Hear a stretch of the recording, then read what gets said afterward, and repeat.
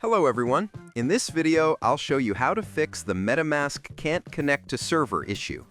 This error usually happens when MetaMask is having trouble communicating with the blockchain or your internet connection isn't stable. First, check your internet connection. If it's weak or unstable, MetaMask won't be able to sync properly. Switching to a stronger Wi-Fi or mobile data can solve the problem quickly. Next, refresh your browser or close and reopen the MetaMask extension. Sometimes the issue is just a temporary glitch that clears up with a restart. If you're using the mobile app, force close it and reopen it. If the problem continues, switch to another RPC server.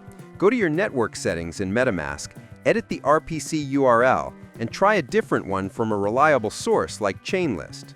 A slow or overloaded RPC is often the reason behind this error.